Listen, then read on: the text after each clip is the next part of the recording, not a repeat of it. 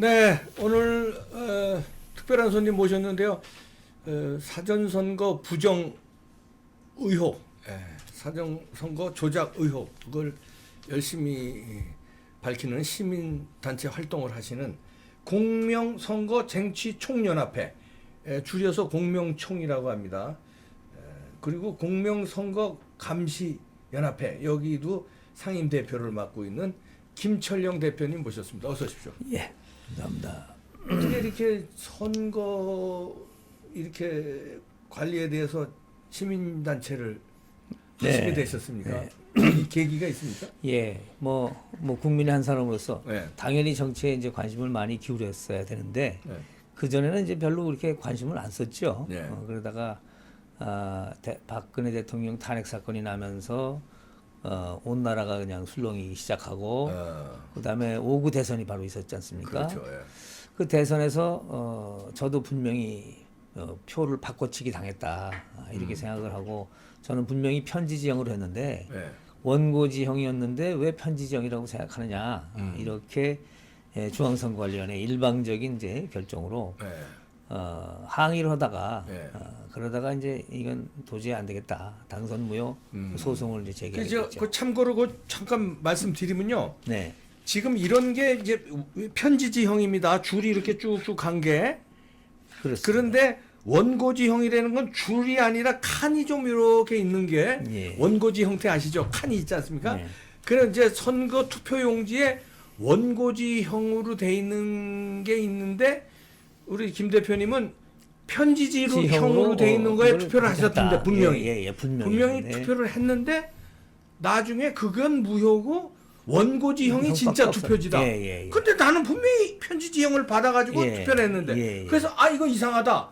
부정선거 의혹이 있구나 해서 그때부터 이제 이런 운동을 하셨군요. 시민운동을. 그래서 이거는 나라 이렇게 해서 이 선거라는 거는 민주주의에선 꽃이 아니라 이게 근본 아주 근본입니다. 뿌리죠. 이게 잘못 썩으면 썩은 꽃이 되는 거죠. 벌레 먹은 장미가 그렇죠. 되고. 그러니까 이거는 그냥 단순히 꽃이고 축제여야 할 뿐이지 사실은 현실은 그렇지 않다. 그래서 부정선거에 대해서 아주 좀 관심 그때부터 이제 그게 5구 대선입니까? 5구 대선입니다. 그때부터 이제 소송을 이제 하면서 소송의 당사자가 이제 중앙선거관리위원회니까.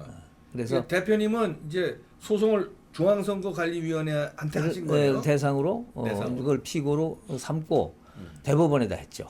대법원에 대통령 선거이기 때문에. 그래서 진행을 하다가 보니까 중앙선거관리위원회라는 데가 아주 구조적으로 우리나라에 어마어마한 권력을 갖고 있더라고요.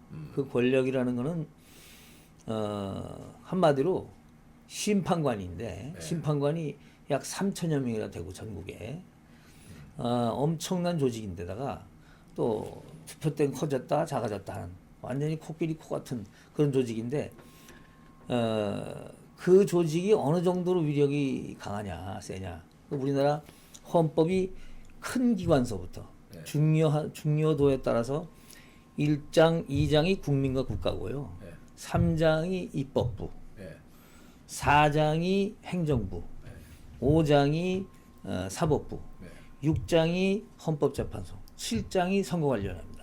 그만큼 중요한 기관. 그만큼 7번째로 중요한데 따지면 기관 중에서는 5개 총 5번째로 중요한 기관 헌법기관이다. 그런데 막상 이게 소송을 하다가 보니까 심판관이 엄청나게 숫자가 많고 엄청난 파워를 지니고 있다 보니까 심판이 경기라는 거예요. 축구 경기가 뭐 11명씩 한다고 치면 심판이 봐서 저쪽이 너무 좀 3대0으로 이기고 있다. 거기는 지고 있는 쪽에다가 코치라는 거죠. 야, 좀 완력을 써도 괜찮아. 내가 봐줄게. 뭐 이런 식으로 자의적으로 판단해서 심판이 경기를 운영한다. 이게 있을 수 없는 일이라는 거였어요. 있을 수 없는 일이죠. 근데 그렇게 해왔다는 겁니다. 이런 일이 이제 쭉 진행돼 왔더라고요. 이건 참 어처구니 없는 일입니다. 민주사회에서. 그건 있을 수가 없는 일인데 어떻게? 그런데 그 투표용지 그거 하나로 그렇게 확신을 하시는 거예요? 소송을 하다 보니까 알게 됐죠. 소송하는 과정에서. 그 하나는 그냥 단순히 소송만 했는데. 사례고. 사례인데 해보니까 예컨대 예를 들어서 이제 저희가 증인 신청을 했죠. 약 한 증인 신청. 1,700명으로부터 각 다 진술을 받아서 이제 제출을 하고 했는데 원래는 이게 공소시효가 굉장히 짧습니다. 공직선거법이라는 게 특수 공법이기 때문에. 네. 그래서 짧고 6개월 또 6개월에 다 끝내야 돼요. 네. 근데 이거는 뭐 2년이 가도 뭐 재판을 열질 않아요. 그냥 멋대로 그냥 막 끌고 가는 겁니다. 네. 그래가지고 끌고 가다가 증인 신청. 그럼 증인을 단 한 사람이라도 받아줘 봐야 될 거 아니에요. 네. 한 사람도 안 받고 그냥 심리로 들어가서 심리도 뭐 거의 안 하고 네. 막바로 기각 판결을 내릴 정도로 이렇게 엄청난 파워가 있다. 이건 너무 국민 된 사람은 너무 억울하다. 그래서 재심 청구도 하긴 했는데 이게 뭐냐면 구조적으로 네. 그렇게 돼 있어요. 어떻게 돼 있냐면 원래 입법이라는 거는 우리 몸으로 따지면 네. 심폐 기능입니다. 네. 국민을 대의하는 대의기관인데다가 네. 이 심장과 이 열정이 다 거기 있는 거죠. 그 다음에 이제 사법부 하면 머리, 두뇌. 네. 이제 뭐 컴퓨터죠. 세포를 다 관장을 하고. 그 다음에 이제 행정부 하면 전 몸입니다. 팔다리, 장부, 오장육부 전부 이제 행정부인데 이 사법부가 머리가 이제 전부 조정을 하지 않습니까? 네. 근데 이 머리 부분이 사법부가 실질적으로 헌법재판소도 사법부고. 그렇지 않겠습니까? 그렇죠. 그 다음에 또, 그러니까, 5장, 6장, 7장의 선거관리위원회도 네. 준 사법기관입니다. 네, 그렇죠. 어. 헌법에 5장 주장 포장돼 있는 헌법기관으로서 아주 그냥, 그러니까 세 개가 사법기관인데, 네. 이 세 개가 사법기관으로서 가장 인원이 많고, 네. 중앙선거관리위원회가. 많고, 선거가 이제 전국적 규모가 많다 보니까, 심판을 하는 이 심판관들이 이 꼭대기 있는 사람들이 다 대법관 출신들의 네. 중앙선거관리위원회죠. 위원들이죠. 그리고 전부 법관들이 지방에 네. 구시군도 마찬가지입니다. 법관들이 선관위 위원장을 겸직을 합니다. 네. 그러니까 자기들이 재판이 걸리거나 문제가 생기면 그러니까 후보자 간의 다툼은 자기들이 이제 판단을 하는 건 당연하죠. 네.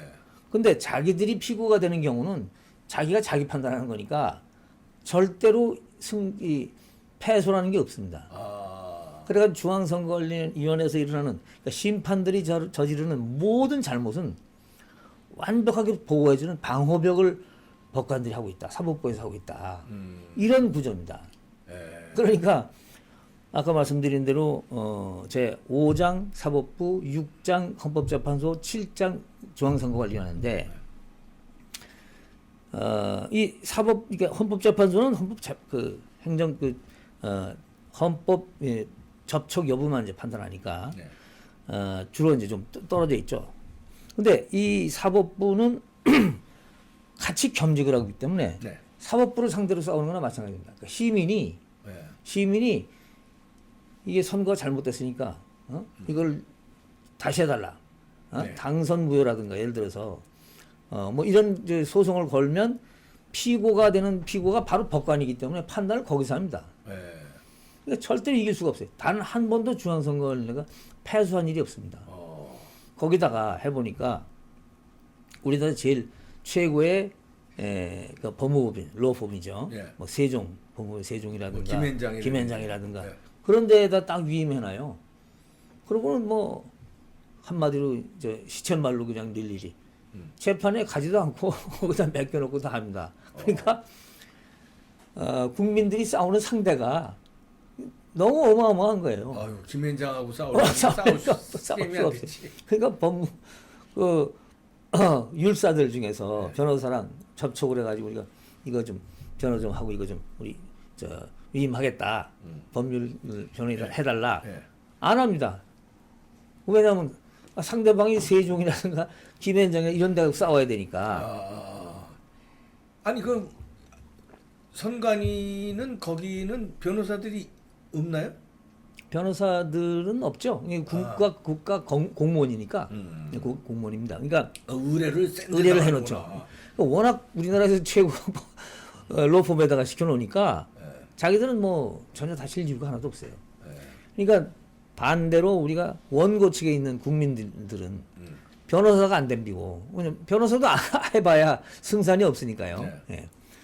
그러니까 모든 그 조건이 이 심판관을 상대로 이제 소송해서 이긴다는 건 꿈꾸기 어렵다. 이거 실제로 그렇게 합니다. 왜냐하면 법에 딱 위반이 걸리면 재판을 안 해버려요. 그게 이제 5구 대선 같은 경우에 3년이 지나도록 안 하고 그냥 3년 거의 다 돼서 그냥 기각시켜버리고. 그러니까 이 우리나라에는 공직선거법이 옛날에 부정부패 방지법이 이제 부정선거 방지법 이런 것들이 두세 개가 합쳐져 가지고 공직선거법이 됐는데, 그러니까 선출직 공무원을 뽑는 겁니다. 근데 선출직 공무원을 뽑는 공직선거법을 중앙선거관리위원회에서 관장을 하는데 이걸 사법부가 관장을 한다. 그러니까 상대가 워낙 코끼리 같은 존재라 개 몇십 마리 정도 가지고는 어림도 없는데 그 개도 안 덤빈다 이거죠. 왜? 전문 그 지식도 좀 약하고 공직선거법이라는 건 특수공법이라 일반적이지 않기 때문에 그런가 하면 또 한 가지 이유가 있습니다. 입법부라는 데가 다 여기 약점이 잡혀 있습니다. 국회의원들 예. 선거 비리 뭐 선거 부정 이런 게 다 코가 끼어 있으니까 코가 다 끼어 있어서 꼼짝 달싹을 못 합니다. 그러니까 이거는 무소불위의 무소불위의 정말 그 엄청난 권력이군요. 엄청난 권력입니다. 그러니까 야, 그런 상대로 이봉규가 그냥 사전 선거 부정이라고 이렇게 의혹을 막 해대니 참 저거 그렇습니다. 이거 계란으로 바위 까기네. 아이 치기죠. 근데 그렇지 않으면 안 되는 게 워낙 비대한 권력을 갖고 있는 코끼리나 이런 존재가 위법 탈법을 한다고 말이죠. 이 사람들이 어마어마한 거죠. 그걸 위법 탈법 한다고 어떻게 아셨어요? 어떻게 단정을 이제부터 이제 설명을 드릴게요. 그러니까 구조적으로 돼 있다는 이유, 배경 설명을 드리고 이제 왜 이 사람들이 부정이냐? 거기는 뭐 부정으로 판결 받아본 역사가 단 한 번도 없는데 어떻게 부정이냐? 이게 그렇습니다. 전자개표기 관계가 일단 그 발단이 됐죠. 2002년도에 이제 정식으로 시작한 전자개표기. 그래서 이제 16대 노무현 대통령이 당선이 되죠. 사실은 그 전에 북한과 연결이 돼 있는 거는 최보식이 만난 사람들이라는 기사에 상세히 나왔죠. 장치혁 고협 대표가 들어가면서 북한이 조정하고 있다는 아주 농후한 기운을 북한이 조정한다는 건 한국의 선거를 조정한다면 어떻게 조정할 수 있느냐. 그게 이제 전자개표기가 도입되는 2002년도부터 사실상 한국의 선거에 개입해 왔다. 그 배경에는 우리가 잘 아시다시피 이 해킹은 전 세계 탑 클래스입니다. 그렇죠. 북한이나 중국이나 뭐 그러니까 이 사람들이 이제 관계되는데 지금 요즘 와서 문제되는 건 또 화웨이 사건 있지 않습니까? 그렇죠. 화웨이가 이제 미국에서 그만큼 다 안 된다고 퇴출하는데 한국은 그냥 쓰고 있고 요번에도 아주 4.15 총선에 화웨이 장비 썼죠. 독점 썼죠. 독점으로. 그래서 독점을 왜 화웨이 걸 독점을 쓰느냐, 왜 LG 걸 독점을 쓰느냐 하고 저희들이 이제 항의를 하고 했더니 얘기가 건너뛰는 겁니다. 했더니 이거는 뭐 그냥 정식으로 조달청에다 의뢰를 한 거다. 그 변명이 아주 간단합니다. 뭐 왜 어마어마한 파워의 소유자니까 그 조달청에서 맡겼었으니까 상관하지 마시오. 우린 그 조달청에다가 정식으로 하는 겁니다. 그래서 또 조사를 해봤습니다. 그랬더니 조달청에서는 얘기가 뭐냐면 단독 입찰을 했습니다. LG가 뭐 다른데 통신사 SK니 뭐 다 안 하고 단독 입찰을 했습니다. 그러니까 장비는 또 단독, 통신사도 단독. 뭐 그 경쟁이 아니니까. 그래서 왜 어떻게 해서 그렇게 하느냐? 그러니까 그럼 뭐 조달청에서는 그 선관위가 이렇게 의뢰를 했으니까 서로 이제 서로 핑퐁을 치는데 의뢰했으니까 그렇다 그러면 그만이에요. 따질 수도 없네. 따질 수도 없어요. 그랬으면 그만이야. 이렇게 이제 왜 심판이 워낙 힘이 세지다 보니까 국회가 꼼짝 못해, 뭐 국민이 그래. 그러니까 그렇게 되는데 어쨌든 이제 전자개표기가 이제 발달이 되기 시작을 하다가 2013년도에 이제 본격적으로 되죠. 2012년도에 시작해서 2년 동안에 그 당시 이제 문희상 씨가 크게 작용을 했습니다. 네. 이 사전선거라는 걸 만듭니다. 네. 그래서 우리나라가 사전선거 제도가 도입되는 2014년 1월 17일부터 네. 본격 시행에 들어가서 그때부터 이루어지는 모든 선거는 다 사전선거 제도가 생겼습니다. 네. 근데 이 사전선거라는 게 어떤 것이냐. 전자장비의 도움 없이는 꿈을 꿀 수가 없습니다. 그렇죠. 예, 왜냐하면 부재자 투표를 없애버리고 사실상 사전선거에 다 포함시켰거든요. 네. 근데 이게 아무 데서나 놀러 다니면서 찍을 수 있게끔 만드니까 뭐 이거는 전자장비가 다 완전히 지배를 한다고 해도 과언이 아닙니다. 그렇죠. 근데 이게 이 사전투표를 조금만 더 들여다보면 근본적으로 돼서는 안 되는 게 사전선거제도입니다. 네. 저도 이번에 그렇게 해서 배웠습니다. 네. 아이고 이게 왜냐하면 비용 요소가 많더라고요. 예. 엄청나죠. 네. 이게 왜 그러냐면 우선 가장 기본이 공직선거법의 기본이 선거인 명부거든요. 네. 그러니까 내가 내 동네에 산다. 그렇지. 그 선거인 명부가 정확하게 돼야 되고 그 정확하게 작성할 수 있는 곳은 구시군이다. 읍면동에서 올리고 네. 그러면 이제 구시군, 네. 구시군에서 이제 모든 선거인 명부를 작성해서 통합인 명부만 이제 중앙선거원에 보고하는 겁니다. 그래서 모든 투표 용지를 151조 1항에 보면 무조건 모든 투표 용지는 구시군에서 작성한다. 작성은 이제 인쇄하는 거죠. 네. 이제는 인쇄해서 읍면동에다가 보급해 준다. 네. 그러니까 왜 그러냐면 선거인 명부가 구시군에 있기 때문에. 근데 구시군에서 이렇게 하는 걸 모든 통제를 거기서 하고 선거인 명부에 이제 등재된 사람이 아니면 투표권을 안 주는 거죠. 줄 수가 없죠. 네. 그래서 중복도 피하고 온갖 그 공평을 기해할 보통 선거에 대한 모든 칼자루를 사실 선거인 명부에 달렸다고 해도 과언이 아닙니다. 예. 그래서 이제 그 구시군에 주고 있는데 예. 같은 151조 6항에 예. 갑자기 사전투표라는 걸 이제 집어넣었죠. 네. 단 사전투표에 한해서는 사전투표 발급기에서 인쇄용지를 발급한다. 발급기에. 예. 그 발급기에가 뭐 예를 들어서 아무데 가도 사전투표소에 가기만 하면 거기서 자기 동네, 자기가 살고 있는 동네 게 항상 나올 수 있다. 인쇄가 나오는 거예요. 쫙쫙 네. 나옵니다. 네.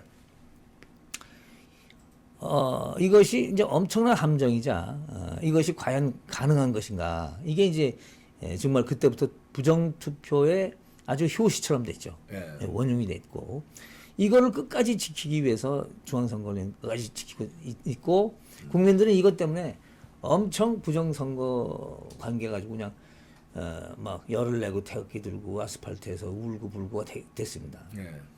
이 사전 선거를 사전 투표 제도를 이제 조금 그러면 이제 설명을 드릴게요. 근데 그 전에요. 네. 야, 제가 지금 언뜻 드는 이유인데 네. 지금 저희가 사전선거 부정 의혹을 계속 이렇게 파헤치는데 지금 미래통합당의 의원들이 이걸 들고 일어나질 않아요.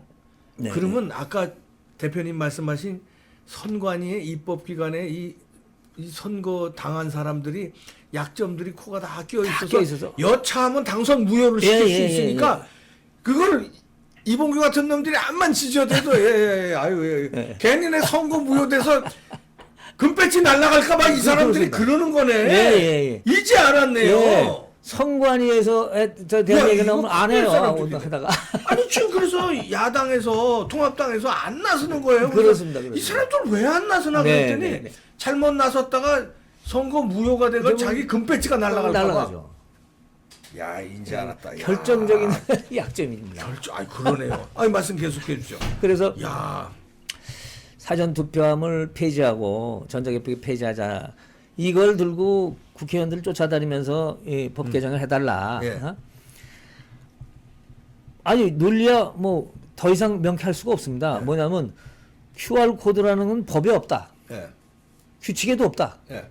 근데 QR 코드를 써고 이건 정말로 뭐 불법 정도가 아니라 아주 고의적으로 그냥 노골적으로 하는 거니까. 아니 QR 코드 쓰라는 무슨 법에 없어요? 하나도 없습니다.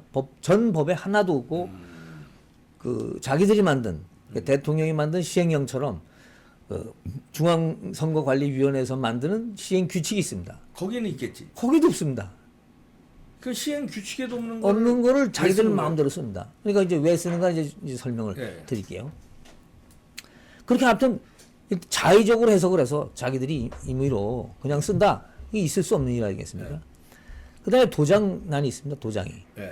모든 투표는 부정선거를 막기 위해서 1인 1표제만큼 중요한 게 현장 확인 도장입니다. 그렇죠. 예. 투표 관리관이 그 도장 찍죠. 자기 도장 찍고. 주민등록증 확인하고 확인하지. 예.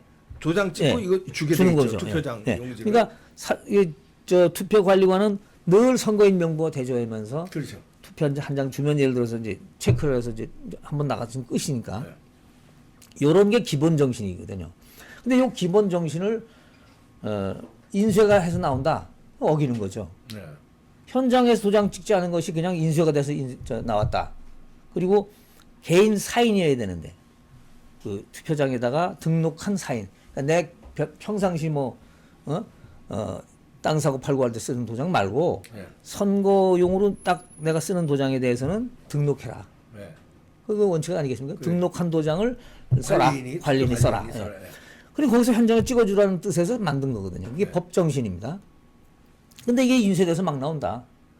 있을 수 없는 일이고. 지금 이거 사전 투표 관외 투표 얘기입니까? 아니면 관내 다 마찬가지. 사전 투표는 다 마찬가지. 사전 투표는 다 마찬가지다. 이게 여러분들 본선거하고 착각하시면 안 돼요.